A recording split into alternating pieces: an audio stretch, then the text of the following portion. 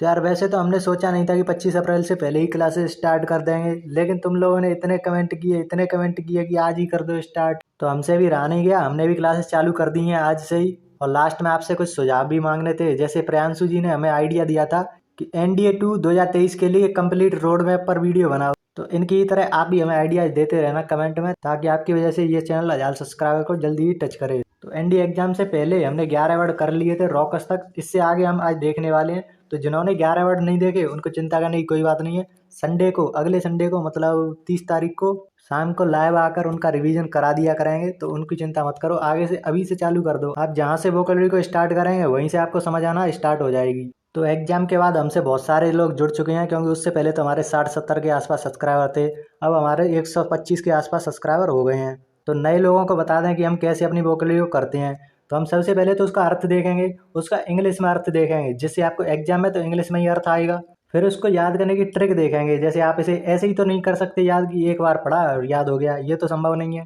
तो हम इसकी ट्रिक बनाकर लाए हैं, तो ट्रिक से इसको याद करेंगे। फिर आपके इसके सिनोनिम्स देखेंगे, इन सभी को देखेंगे। आप ये मत समझना कि एक वर्ड कराया है, इसमें हमने इतने वर्ड करा दिए। ये कितने हैं? 3, 2, 5 और 1 6। 6 वर्ड एक पेज पर ही आपको याद हो जाएंगे। इतना ही नहीं, अब इसको और पक्का याद करने के लिए आप अगर स्पोकन सीख रहे हैं तो उसके लिए हम इसे सेंटेंस में भी यूज करना सीखेंगे। तो इस प्रकार हम सभी को याद करेंगे, आपको पूरा का पूरा पेज एक बार में याद हो जाया करेगा। और संडे को आकर इन सभी का रिवीजन कर लिया करेंगे। तो चलो इस पूरे पेज को याद करते हैं। तो अनगेनली का मतलब होता है क्रूप, भद्दा, ऑकवर्ड, क्लमसी या लैकिंग इन ग्रेस, मतलब चाल में लचक नहीं आ रही, मतलब थोड़ा ऑकवर्ड से इसे ज़्यादा रिलेट करें। अब ये तो हो गया इसका सीधा अर्थ कि क्या होता है अनगेनली। अब इसको याद कैसे करेंगे लंबे टाइम तक, जब तक आपका एग्जाम आएगा तब तक तो आप इसे कितनी बार भूल चुके होंगे, लेकिन इस ट्रिक के बाद इसे नहीं भूलोगे। यहाँ पर देखो गेन, जैसे आपने देखा होगा जो सेलिब्रिटीज वगैरह होती हैं तो वो वेट गेन करती हैं, जिससे वो हेल्दी लगें, अच्छे दिखें। तो अब यहाँ पर क्या हो रहा है, वो अन का मतलब वो लूज कर रहे हैं, उसको उल्टा कर दो। लूज करने पर कैसा दिखेंगे, वो पतले सूखे सट्टे। तो ऐसे लोग क्या लगते हैं, ऑकवर्ड लगते हैं दिखने में, तो ये ज़्यादा क्रूप लगते हैं, भद्दे लगते हैं। तो ऐसे आप ये याद करेंगे, गेन कर रहा है तो वो लूज कर दे, अपना सारा वेट लूज कर दे, तो ऐसा सूखा लगेगा। तो उम्मीद है आपको ये याद हो गया होगा। अब देखते हैं इसके सिनोनिम्स। आपके पेपर में सिनोनिम्स आएंगे। एंटोनिम्स को अभी हम नहीं देख रहे हैं, क्योंकि अगर आपको सिनोनिम्स आ गए ना तो आप एंटोनिम्स को आराम से छांट लेंगे। और आपको सबसे ज़्यादा फोकस तो इन्हीं पर करना है। आपको देखो सिनोनिम्स के 10 क्वेश्चन, एंटोनिम्स के 10 क्वेश्चन, 10 क्वेश्चन ईडीएम फ्रेजेस के, 10 क्वेश्चन PQRS के। PQRS हमें स्टार्ट कर रहे हैं, एक भी क्वेश्चन गलत नहीं होगा। एक आधा क्वेश्चन गलत हो सकता है, मैं ऐसे नहीं कह रहा कि 10 में से 10 क्वेश्चन सही करो, वो तो आपके ऊपर है। अगर आपकी थोड़ी रीडिंग स्किल अच्छी है तो आप कर जाएंगे 10 में से 10। लेकिन जिनको ग्रामर वगैरह के रूल नहीं आते तो वो आराम से 8 क्वेश्चन तो इस बार भी करके आए थे।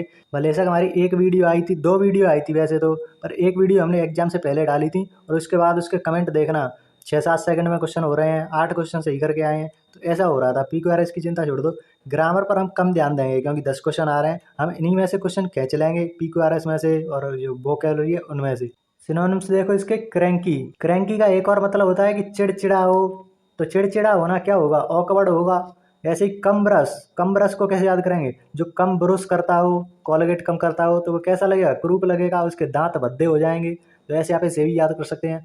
पॉन्डरस, पॉन्ड से आप इसे याद कर सकते हैं। तालाब, तालाब कैसे होते हैं, बहुत गंदे होते हैं, गाँव में आकर देखो कभी कैसी हालत होती है। तो पॉन्डरस, तो पॉन्डरस भी कैसा हो जाएगा, भद्दा होता है, बहुत ही अनगेनली होता है, ऑकवर्ड होता है। अब ये वर्ड बहुत इंपॉर्टेंट है, ये कई बार पूछा गया है, कई बार। तो इसमें आप 2 वर्डों को देखेंगे, यील्डी और अनयील्डी। यील्डी आपका आता है पॉजिटिव अर्थ में, हमेशा इसे याद रख लेना, यील्डी आता है पॉजिटिव अर्थ में। तो यहाँ पर अन लग गया तो पॉजिटिव से नेगेटिव कर दो, तो क्रूप लगेगा, भद्दा लगेगा। यील्डी को ऐसे भी याद करते हैं, जैसे कोई धनवान है उसके लिए भी यील्डी आ जाता है। कोई अफेबल नेचर का है, अफेबल आपको आगे याद कराऊंगा मैं। अफेबल मतलब मित्रवत व्यवहार है। तो ऐसे पॉजिटिव अर्थ में यील्डी का इस्तेमाल होता है। क्लमसी, क्लमसी तो यहाँ पर भी देखें, क्लमसी ज़्यादातर लोगों को याद होता है, लेकिन फिर भी आपको नहीं है तो इसको याद रख लें। क्लमसी और क्रैंकी दोनों को एक साथ याद करने की कोशिश करें। अब आपको ये सिनोनिम्स धीरे धीरे मन में जाने लगे होंगे। एक बार में कुछ याद नहीं होता, 10-5 वीडियो होंगी ना तो ये भी रिपीट करने लगेंगे, तो आपका अपने आप ध्यान आ जाया करेगा, और फिर हम रिविजन तो करेंगे ही। तो अब स्पोकन वालों के लिए यूज देखते हैं इसका। The giraffe long legs made it look ungainly as it try to run. मतलब जो जिराफ है उसकी लंबी टांगें उसे भागते समय उसे अनगेनली बनाती हैं, मतलब भद्दा बनाती हैं। वो भागता है तो अच्छा नहीं लगता, मतलब देखने में भी अच्छा नहीं लगता, उसे ऑकवर्ड लगता है। तो अब पूरे पेज को एक बार देखो और मन ही मन में सोचो कि कौन सा वर्ड आपको नहीं आ रहा, इस पूरे पेज पर कहाँ आपको दिक्कत आ रही है, और मन ही मन में एक बार इसे बोलने की कोशिश करें। जैसे आप फिजिक्स केमिस्ट्री कुछ भी पढ़ रहे हो, आपके नोट्स होंगे, उसको पेज बाई पेज याद करने की कोशिश किया करो। एक बार पढ़ा उसको मन में बोलने की कोशिश करो या लिखने की कोशिश करो, आपको लंबे टाइम तक वो याद रहेगा। तो ऐसे आपको हर पेज पर करना है कि एक बार पूरा पेज देखा और बोलने की कोशिश करो। तो अगर आपको पढ़ाने का तरीका पसंद आ रहा है तो चैनल को सब्सक्राइब जरूर कर लेना और अपने दोस्तों को भी इसके बारे में बता देना जो भी डिफेंस की तैयारी कर रहे हो। तो 30 नंबर वर्ड हमारा अनटीनेबल। अनटीनेबल का मतलब होता है अस्थिर, असमर्थनीय या इनडिफेंसिबल। इनडिफेंसिबल को ज़्यादा याद रखना कि जो डिफेंस ना कर पाए, उसको प्रोटेक्ट ना कर पाए, समर्थन ना कर पाए, इन दोनों को वर्ड को याद रखना। एक तो इनडिफेंसिबल, एक असमर्थनीय, मतलब ये समर्थन ना मिले। अब ये तो हो गया इसका अर्थ। इंग्लिश में देख लेते हैं, not able to be supported और कंटिन्यू। अब इसको याद कैसे करेंगे, अन टीन एबल। एबल का मतलब आपको पता होगा लायक, जैसे समर्थन के लायक नहीं हो। तो यहाँ पर देखो टीन, टीन को याद करेंगे टीनेजर से। तो जो टीनेजर होते हैं उनको लोग ज़्यादा समर्थन नहीं देते। जैसे हमारे यहाँ तो कहावत भी होती है कि रास्ता किसी से भी पूछ लो, लेकिन 13 से 19 वर्ष के लड़कों से पूछ मत लेना रास्ता, वरना पता नहीं कहाँ पर पहुँचोगे। तो उन पर कोई भरोसा नहीं करता, ना ही उन्हें सपोर्ट करता है कि उन्होंने जो बता दिया उसको सपोर्ट करके चले गए आगे। तो जो टीनेजर होता है उनके समर्थन कोई नहीं करता। तो ऐसे आपको इसे याद करना है। अब इसके सिनोनिम्स देखते हैं। इनडिफेंसिबल, ये तो आपको याद ही रखना है, इसका अर्थ भी आप इसे याद कर सकते हैं, इनडिफेंसिबल, अनटीनेबल। इनडिफेंसिबल मतलब जैसे आपने कोई प्लान बनाया, अब आप उसे किसी को बता रहे हैं, वो उसकी निंदा कर रहे हैं, तो आप क्या करोगे, अपने उस प्लान को डिफेंस करने की कोशिश करोगे, मतलब उसका समर्थन करोगे। इनडिफेंसिबल, उसको आप समर्थन नहीं दे सकते, उसको डिफेंस नहीं कर सकते, तो इसका मतलब होता है अनटीनेबल। इम्प्लॉजिबल, ये भी इसी से रिलेटेड है। इम्प्लॉजिबल, जिसकी प्रशंसा ना किया जा सके, समर्थन ना किया जा सके, उसी के अर्थ में ये भी है।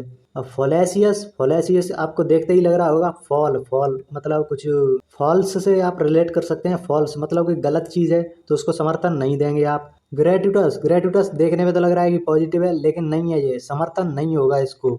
इनवैलिड, इनवैलिड मतलब देखते ही लग रहा है सबको पता है इनवैलिड, वैलिड ही नहीं है, उसका समर्थन नहीं करोगे आप। जो चीज़ वैलिड नहीं है उसका आप समर्थन नहीं करोगे। अबसर्ड, अबसर्ड होता है बेतुका। अब इसको कैसे याद करेंगे, अब सर में दर्द, मतलब कोई चीज़ बेतुकी बात करता है, जो इलॉजिकल बात करता है, तो सर में दर्द होने लगता है। तो ऐसे आपको ये भी याद हो गया। तो देखो हम सिनोनिम्स की भी ट्रिक आपको बता रहे हैं जिससे आपको पूरा का पूरा पेज याद हो जाए। अब इसका यूज देख लेते हैं जिससे आपको स्पोकन में मदद मिलेगी। His plan for the project was untenable, मतलब ये प्लान थे प्रोजेक्ट के लिए, वो अनटीनेबल थे, जिसका समर्थन नहीं किया जा सकता था। तो ऐसे आपको ये पूरा का पूरा पेज याद हो गया। अगला वर्ड देखते हैं। 14 वर्ड है हमारा प्लेसिड। प्लेसिड का मतलब होता है शांत, काम, पीसफुल। अब ये तो हो गया इसका इंग्लिश मीनिंग और हिंदी मीनिंग। अब इसको याद कैसे करेंगे, पेपर तक याद कैसे करेंगे, हमारा मेन मकसद है कि पेपर तक आपको कैसे भी करके याद करना है उसको। तो यहाँ पर ध्यान से देखो, प्लेसिड, एसी, एसी में लोग जाकर क्या हो जाते हैं, शांत हो जाते हैं, बहुत ही काम हो जाते हैं। तो प्लेसिड, एसी में जाकर लोग शांत हो जाते हैं। तो ऐसे आपको वर्ड तो याद हो गया। अब इसके सिनोनिम्स देख लेते हैं सारे के सारे।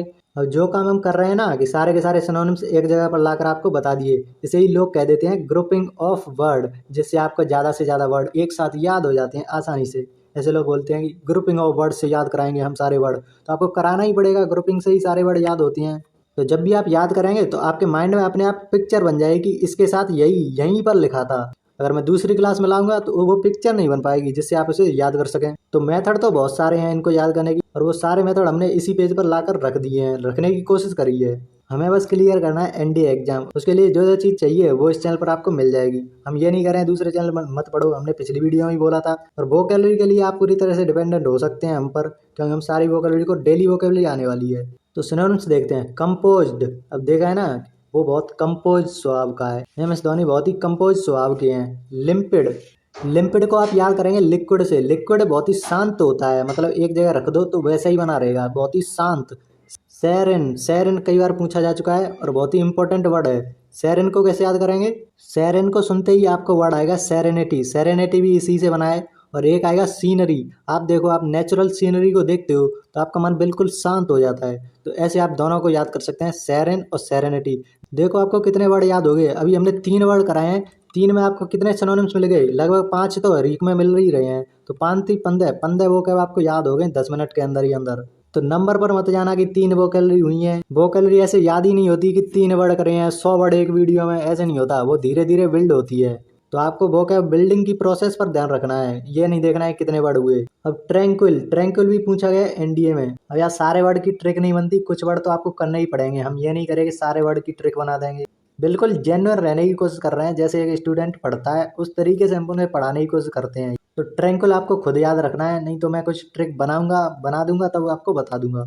अनपर्टर्ब्ड, यहाँ पर देखो टर्व आपको एक रूट वर्ड मिल जाएगा। जैसे हमने देखा होगा टरबाइन का मतलब क्या होता है, जो घूम रही है, चल रही है, मतलब उसमें कुछ गति हो रही है, शांत नहीं है, वो चल रही है।